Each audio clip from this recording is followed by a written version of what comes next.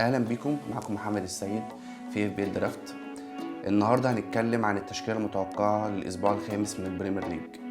طيب احنا كنا الفتره اللي فاتت في بريك الانترناشونال بريك، طبعا كنا عارفين بيبقى ممل، بيبقى زهق وملوش لازمه. اغلب الناس كانت بتفكر في الوايلد كارد في البريك دوت. انا ما حبستش على تيك توك عملت حلقة اتكلمت فيها ان مش محبذ ليه الوايلد كارد في الوقت دوت، لان هي لسه الاسبوع الرابع، في حاجات كتير داخلين عليها في السيزون دوت. في لسه افريقيا قريب، في لسه كذا انترناشونال بريك جايين عشان تصفيات اوروبا وتصفيات كاس العالم. فاحنا قلنا ان ده مش وقتها دلوقتي، لسه السيزون ده طويل وفي توقفات كتير واللعيبه هتدخل على لود، فالموضوع ده هيأثر عليهم قدام. ده غير ان احنا ممكن نشوف كذا دبل قدام، فالكلام ده اتكلمنا عنه بشكل اوسع وشرحنا كل حاجه بالظبط في الحلقه اللي موجوده على تيك توك. دلوقتي هنتكلم عن الاسبوع الخامس، ايه اكتر تشكيله متوقعه وايه اكتر لعيبه ممكن نعتمد عليها ان هي تجيب نقط الوقت دوت والكام اسبوع اللي جايين.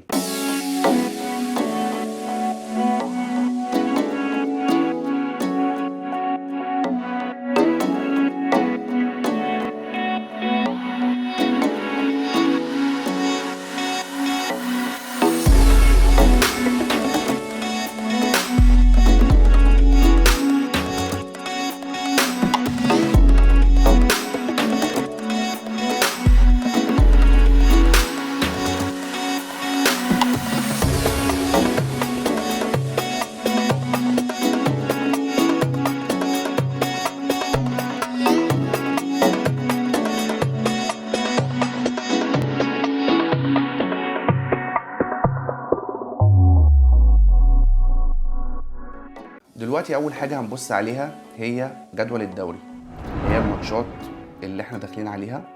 فهنلاقي ان في الجدول ابتدى يبقى اسهل نسبيا لشويه فرق، منهم الليفر اللي هو يبقى الجدول بتاعها يا دوب ماشي، ممكن ماتش وماتش، ماتش صعب وماتش سهل، وبرده مستوى الفرقه ابتدى يزيد بعد اخر ماتش، فده بيبين لنا ان الفرقه هتعلى اكتر. كويس لفرقه مش عارف، يعني ممكن نحسبها ان هو جدول كويس برضو نوعا ما زي لوتن تاون، خصوصا ان هي عندها دبل.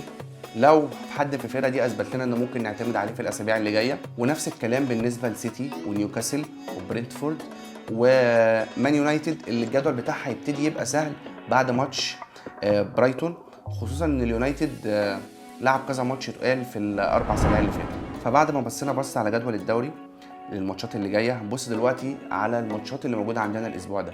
بص، هو الاسبوع بصراحه يعني هو غريب. في ماتشات، يعني في ماتشات انت ما تقدرش تحسم نتيجتها، في ماتشات تحس نتيجتها محسومه، ماتشات سهله. فلو بصينا على ماتشات الاسبوع هتلاقي ان في ماتش زي برايتون ومانشستر يونايتد، وماتش زي كريستال بالاس واستون فيلا، وماتش زي نيوكاسل وبرنتفورد، وماتش المان سيتي وويست هام. الماتشات دي يعني انا شايف حتى ماتش المان سيتي وويست هام مش هيبقى سهل للسيتي، خصوصا بعد الطريقه اللي ويست هام بتلعب بيها، خصوصا قصاد الفرق الكبيره.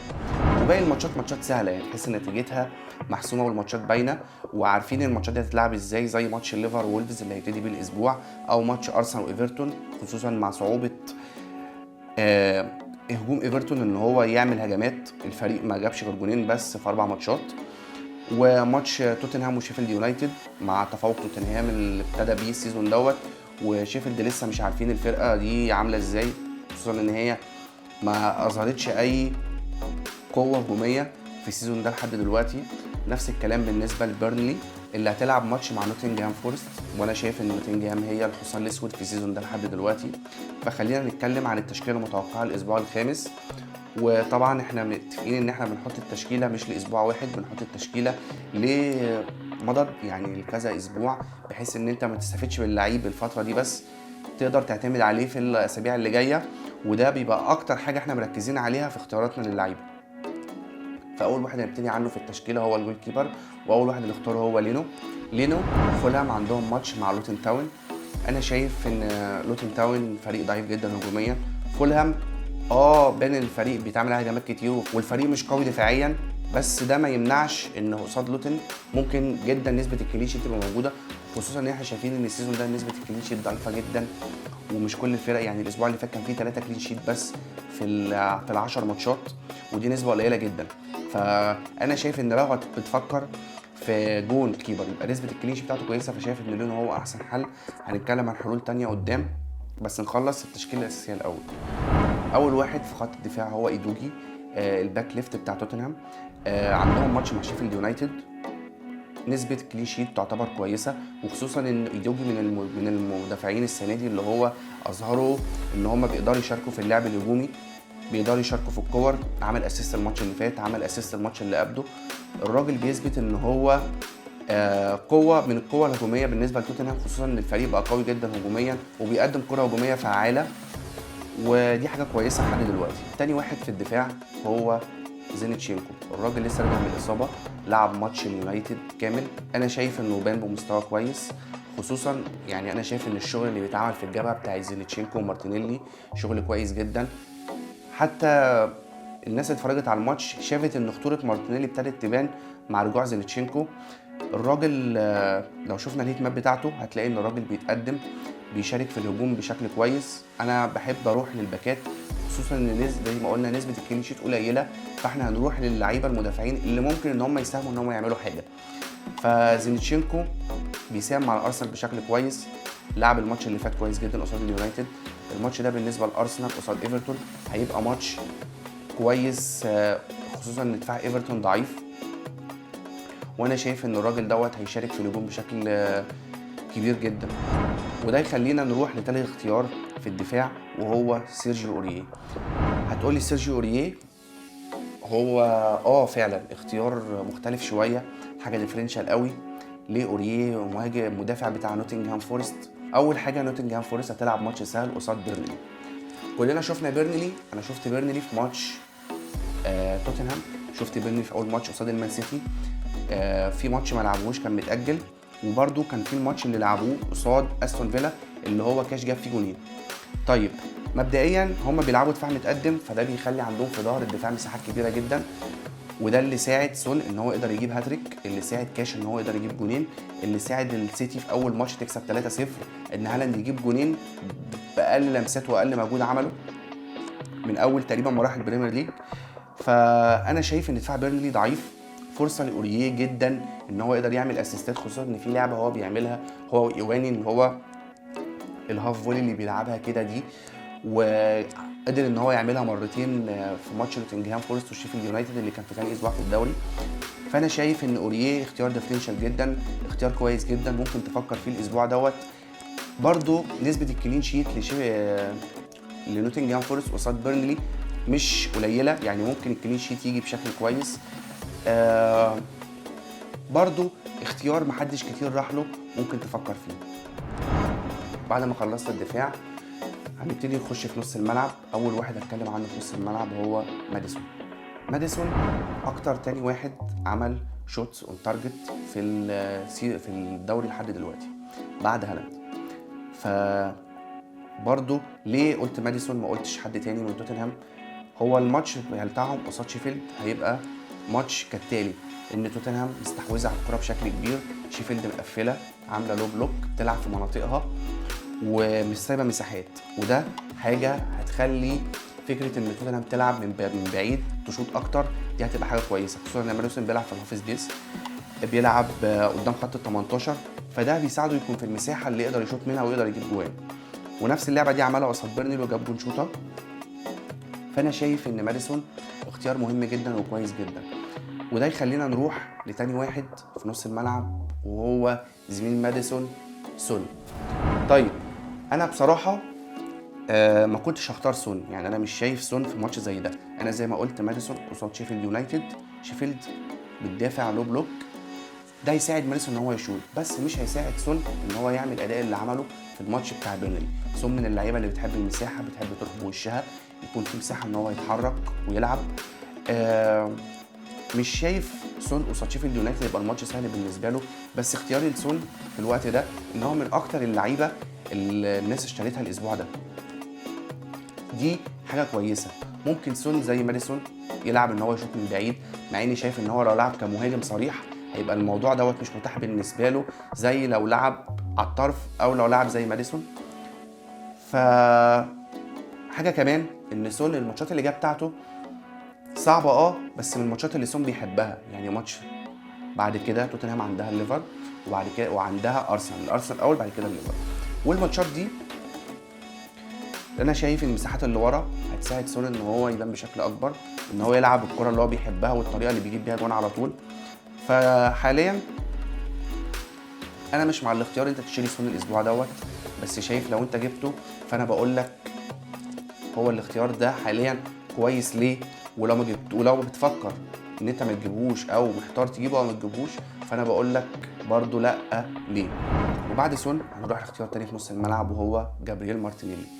ليه مارتينيلي بان قوي قصاد اليونايتد زي ما قلت، الجبهه اللي هو عملها هو زينتشينكو، ودي اللي ساعدت الارسنال ان هو يتفوق في الماتش ده بشكل كبير. خصوصا شفنا ان هو عمل اسيست لاوديجارد واللعبه دي اتكررت كذا مره وما جاتش جول. فمارتينيلي ما ظهرش بشكل كويس اول 3 ماتشات لما زينتشينكو كان مصاب وكان احتياطي، ولما رجع ابتدينا نشوف مارتينيلي بتاع السيزون اللي فات بتاع زمان اللي هو بيلعب لجوه الملعب، بيضم لجوه، بيعمل باصات بالعرض، بيشوط. ودي اظهرت يعني تغير كبير في مستواه خصوصا في الاسبوع الرابع. طيب ليه مارتينيلي مش ساكا؟ لان ايفرتون بتستقبل 21% من الهجمات اللي الفريق بيستقبله من الناحيه الشمال، والباقي من النص، وبدرجه اقل من الجنب الثاني بتاع ساكا. فده حاجه تبين لنا ان الضعف في ايفرتون هو من الجنب بتاع مارتينيلي، وده هيساعده اكتر ان هو اللعب بالنسبه له يكون اسهل، ان هو يكون مشارك في اللعب بشكل اكبر، خصوصا مع وجود زينتشينكو اللي احنا اخترناه في الدفاع. هنتكلم عن ساكا برضو قدام ونقول ان لو عندك ساكا فهو اختيار كويس برضو. هنروح لاخر اختيار في نص الملعب، وهو بصراحه انا كنت محتار ما بين لويس دياز، رحيم ستيرلينج، وصلاح. فقررت في الاخر ان هو اروح لحاجه ديفرنشال شويه وهو دياز. ليه دياز بالذات؟ اللي هو انا اخترته ان هو يكون موجود في التشكيله الاساسيه الاسبوع دوت بالنسبه لي، وشايف ان هو من اهم اللعيبه في الليفر الاسبوع ده. طيب دلوقتي الليفر هتلعب ماتش قصاد وولفز. الوولفز دفاعها ضعيف جدا، بس اضعف حاجه فيها هي المنطقه بتاعه نيلسون سيميدو. يعني لو شفت ماتش وولفز وبرايتون فميتوما قدر في الماتش ده ان هو يعمل جون عالمي، خد الكوره وخد رقص نيلسون سيميدو وجرى بيها وضم جوه الملعب وراح جابها. استوبينيان قدر ان هو يجيب جون من الجنب ده برده. شايف ان دياز هيبقى في الماتش ده فعال اكتر من صلاح، افكتيف اكتر على الجول، بيشترك في الهجمات، خصوصا ان دياز من اللعيبه الانانيه بتحب الكره في رجليه كتير وبيحب الدوم جوه الملعب. فشايف ان دياز احسن من صلاح. وهنتكلم دلوقتي على الهجوم اللي انا اول واحد هتكلم عنه فيه هو نونيز. فليه دبل؟ دلوقتي قلت دياز وهقول نونيز زي ما كنا شرحنا ان اضعف حاجه في دفاع الولفز هو الجنب اليمين بتاع نيلسون سيميدو وبالمنتصف، فدي بالتبعيه هتبقى مصدر القوه لنونيز ان هو يقدر يجيب جون في الماتش ده، خصوصا ان هو ابتدى يتالق بس بدرجه اقل هتاثر على صلاح. لان صلاح يعني لما نونيز بيلعب بيبقى هو بصير اكتر، هو اللي بيلعب الباص اللي قبل الجول. اسيستات صلاح ما بيطلعش بلانك بس اللي بيعمله هو اسيستات، هو بيشارك في اللعب ان هو يوصل اللعيبه دي للجول، وده بيبقى دوره لما نونيز بيلعب اساسي لان هو بيبقى التارجت مان، بيبقى هو المهاجم. فانا شايف ان دياز ونونيز مع بعض في ماتش زي دوت قصاد وولفز هيبقوا زي كنز، وشايف ان هم اهم من صلاح. لو مش انت ما عندكش صلاح او ما تقدرش تجيبه فشايف الاثنين دول هيبقوا مهمين ان يبقى عندك واحد منهم على الاقل في التشكيله. تاني واحد هتكلم عنه في الهجوم وهو اختيار ديفرنشال برضو. مش عارف ممكن انت تكون فكرت فيه او اكيد فكرت فيه او اكيد فكرت في وقت من الاوقات ان انت تشتريه، بس قلت لا انا اروح اجيبه. ده ليه؟ هو ايواني راجل مهاجم كويس جدا، من اللي بيجيب من انصاف الفرص، من محور اداء نوتنجهام فورست، بيقدر يخلص كور اللي هي بانت قوي في ماتش اليونايتد وفي ماتش ارسنال. قصاد بيرنلي هتيجي من الكور دي كتير، الراجل هتجيله فرصه ان هو يلعب واحده والتانيه والتالته، خصوصا ان بيرنلي دفاعها متقدم زي ما قلت في موضوع اوريه بالظبط وشرحت وبينت الموضوع ده. فانا شايف ان ايواني ممكن من الناس اللي تجيبها دلوقتي. الميزه في ايواني ان لو نوتنجهام فورست عندها ماتشات صعبه وجدولها برده مش سهل، بس هو لو الفرقه قدرت ان هي توصل للجون بتعرف تجيب، والراجل ده بيبقى مشارك في الهجمات بشكل كبير جدا، وبيبقى هو الهداف بتاع الفرقه. ودليل على كده ان هو اول 4 اسابيع ما طلعش غير مره واحده بس بلانك، وقصاد تشيلسي وهم كسبوا برضه. يعني هو شايف ان هو مهاجم كويس جدا.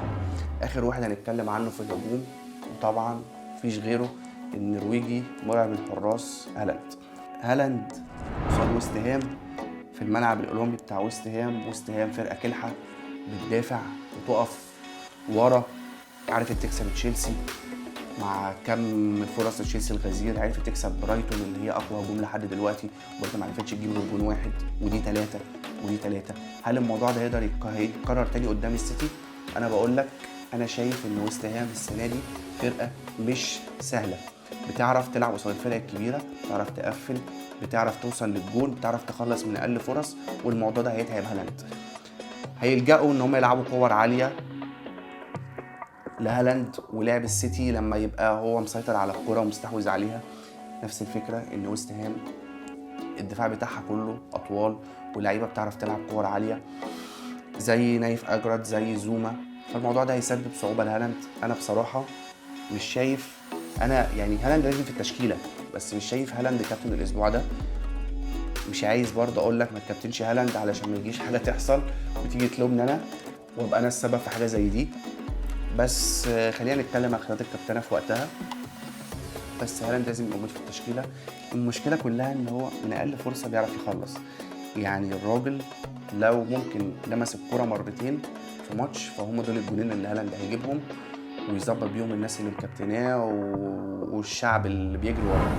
هنبتدي نتكلم دلوقتي عن اوبشنز اقل شويه من الناس اللي اتكلمنا عنها الاساسيه. في الهجوم اول واحد فيهم هو جابرييل خيسوس اللي ابتدى يرجع من الاصابه، ابتدى يخش اللعب تاني بقوه، ابتدى يشارك في هجوم الارسنال في ماتش سهل زي ايفرتون، ممكن ياخد الثقه ويبقى هو نجم الارسنال في الماتش ده، ممكن تفكر فيه تفكر تشتريه. تاني واحد هو الكسندر ايزاك. ابتدي بص ماتشات نيوكاسل اللي جايه، نيوكاسل عندها الماتش ده 50-50 قصاد برينتفورد، بس بعد كده يبتدي يخش في ماتشات سهله، فلو عايز تبتدي ان انت تجيب ايزاك من دلوقتي وتعمل عليه في الماتشات اللي جايه ممكن تفكر جدا وتعمل الموضوع ده. تالت واحد هنتكلم عنه هو الفاريز. انا قلت انه ماتش السيتي وويست هام هيبقى صعب، بس الفاريز هو اكتر واحد بعد هالاند مؤثر في هجوم السيتي وبيقدر ان هو يشارك في الهجمات، فلو السيتي الماتش ده فتح معاها وقدرت ان تكسب سكور اعتقد ان الفاريز هيبقى ليه دور كبير جدا في ده، خصوصا ان هو اخد الدور اللي كان المفروض دي بروين بيعمله واللي بعديها كنت شايف ان فودن هو اللي يعمله، بس لا الفاريز هو اللي اشتغل الشغل دوت. وقدرنا نشوف في ماتش فولهام الفعاليه اللي الفاريز وصل لها مع هالاند والتفاهم اللي بقى بين الاثنين. ماشي، خلصنا الكلام عن المهاجمين، هنتكلم شويه عن اوبشنات تانية في نص الملعب. اول واحد هو مورجان جيبس وايت، نص ملعب نوتنجهام فورست. الحاجه دي اوبشنال، ممكن تفكر فيه ممكن ما تفكرش، الماتش بالنسبه لهم سهل. انا شايف ان الماتش ده بالنسبه لنوتنجهام هيبقى مكسب، بحطه كاوبشن ممكن تفكر فيه لو بتفكر في حاجه ديفرنشال بعيده. واحد تاني هتكلم عنه في نص الملعب برضه هو ساكا. شايف ساكا هو من مصادر قوه الارسنال، خصوصا ماتش ارسنال قصاد ايفرتون سهل، فممكن نتكلم عن اوبشن و2 و3 و4 زي ما عملنا دلوقتي. انا بديك الحلول كلها وانت المتاح بالنسبه لك واللي تقدر تفكر فيه وتجيبه فتروح له. ساكا معاه البلانتيات ودي حاجه برضه ما نقدرش نستهون بيها، وبرضه حاجه هتبقى سلاح كويس ممكن ارسنال تجيب بيه نقط الماتش قصاد ايفرتون. هتكلم دلوقتي عن حد تاني وهو سولي مارش. انا ليه قلت مارش مش ميتوما؟ الماتش برايتون قصاد المان يونايتد، فكلنا عارفين ان دفاع مان يونايتد اغلبه اصابات والفرقه دفاعيا لسه مش متزنه وما وصلتش للشكل الامثل ليها في الدفاع. الفكره الباك الشمال لوك شو مصاب، فاللي هيلعب باك شمال في اليونايتد الماتش ده غالبا دالوت، لو ريجلون لسه ما دخلش مع الفرقه واللي هو جاي اعاره من توتنهام. فلو دالوت لعب هيبقى هو نقطه ضعف الفرقه. لو ريجولون لعب الراجل ده ضعيف اصلا دفاعيا، هيلعب في قلب الدفاع مع الاسامي المصابه بالنسبه لدفاع اليونايتد، فلوندون وممكن ماجواير، ممكن جوني ايفانز، لو مارتينيز لسه ما رجعش من الاصابه ومع فاران المصاب، فدفاع اليونايتد يبقى ملخبط. فانا شايف ان نقطه الضعف اليونايتد هتبقى الجنب الشمال اللي مارش هيلعب فيه. مش شايف ميتوما لان الجنب ده فيه وان بيساكا، وكلنا عارفين ان وان بيساكا مدافع رخم بيعرف يقفل على الناس اللي بتلعب قدامه، فمش شايف ان ميتوما الماتش دوت هيبقى هو الحل الاهم. شايف ان سولي مارش هيبقى اقوى شويه مع وجود راشفورد في الجنب ده اللي هو ضعيف شويه دفاعيا، مش بيساند الباك اللي بيلعب معاه. فشايف ان الموضوع ده هيبقى نقطه قوه بالنسبه لبرايتون، وهم يستغلوا الجنب ده كويس جدا. هنتكلم عن اخر واحد في نص الملعب ممكن نفكر فيه الاسبوع ده، وهو رحيم ستيرلينج. ستيرلينج احنا من اوائل الناس اللي قلنا ان الراجل ده لازم تفكر وتبتدي تجيبه، بس قصاد نوتنجهام فورست مستوى الفرقه كله قلقني. يعني ما حسيتش ان تشيلسي لسه وصلت للفول كيمستري اللي عايزين يوصلوا له. الفرقه لسه في اسامي ما دخلتش، في اسامي لسه مش عارفين هتلعب ازاي وهتلعب فين. فلو عندك ستيرلينج الاسبوع ده خليه، بس لو ما عندكش ستيرلينج مش شايف ان انت تبتدي تجيبه. مش حاسس ان هو هيبقى مؤثر قوي. تشيلسي لسه في كده في الفرقه كده شويه لخبطه لسه ما اتظبطتش، بس لو ستيرلينج عندك العب بالاسبوع ده. تشيلسي اصلا هتلعب قصاد بورنموث اللي هي من اضعف الفرق دفاعيا لحد دلوقتي، مع العلم ان بورنموث لعبت ماتشات تقيله وصعبه قصاد ليفر وقصاد توتنهام وقصاد ويست هام. فالموضوع دوت ممكن يعمل شويه جدل كده، ايه ستيرلينج الماتش ده، نيكولاس جاكسون، ايه تشيلسي هتعمل ايه. فانا مش شايف تشيلسي لسه ظبطت الدنيا. يعني انا عندي جاكسون وبفكر ابيعه، مش عارف لسه الوضع في تشيلسي ايه، ومش عارف الوضع بالنسبه لجاكسون ايه. بس تمام سيرج لو عندك خليه الماتش ده. هيبتدي نتكلم عن خط الدفاع. في اسامي قليله فكرت فيها، اولهم تشيلويل. تشيلويل لو في مركزه دوت فهو خطر، يعني هو الراجل متقدم بيشارك في الهجمه، ممكن في اي وقت تشيلويل يجيب جول. تشيلويل بيتقدم كتير، موجود قريب من الجون. لو عندك تشيلويل ليه لا، يعني في ماتش قصاد بورنموث ليه لا. وتاني واحد هنتكلم عنه هو بين وايت. انا بين وايت فضلت عنه زينتشينكو. زينتشينكو بيضم قلب الملعب اكتر، بيشارك في الهجمه بشكل كويس. بين وايت قصاد ايفرتون شايف ان نسبه الكلين شيت في ماتش زي دوت كويسه جدا لارسنال، وده اللي خلاني احط 2 دفاع اصلا ممكن ان انت تفكر فيهم. لو بين وايت موجود خليه، يعني الراجل هحطه في التشكيله الاساسيه، ممكن جدا نشوف منه قلق الماتش ده. الجول كيبر تاني في اسبوع زي دوت انا فكرت في تيرنر، ان انا عندي رايي ان ماتش نوتنجهام فورست قصاد بيرنلي هيبقى من اسهل ماتشات الاسبوع ده. ودلوقتي هنتكلم عن اوبشنز الكابتنه. بص طبعا رقم واحد المهم والاهم والمفيد والمختصر وكل حاجه هو هالاند. هتروح للحاجه السهله، الحاجه اللي كله بيعملها، الحاجه اللي ما فيهاش قلق. فطبعا هتكابتن هالاند قصاد ويست هام. انا عن نفسي شايف في اوبشنز تانية، شايف ماديسون في ماتش توتنهام قصاد شيفيلد اليونايتد اختيار كويس جدا. شايف سون اختيار كويس جدا ممكن تفكر فيه. شايف ساكا ارسنال قصاد ايفرتون ممكن تفكر جدا في الاختيار ده. هي دي الحاجات اللي ممكن نتكلم عليها في كابتن الاسبوع ده. بقيه الماتشات كلها 50-50، ما تعرفش الماتش ممكن يروح لمين، عشان كده ما رحتش لاختيارات من الماتشات دي زي ماتش نيوكاسل. دي كانت كل اختيارات الكابتنه معانا، ودي كانت كل حاجه الحلقه دي. اتمنى ان انتم تكونوا استفدتوا مننا، واتمنى ان احنا ما نتخزوقش ومحدش فينا يتخزوق. وبس كده، دي كانت كل حاجه معانا. شكرا.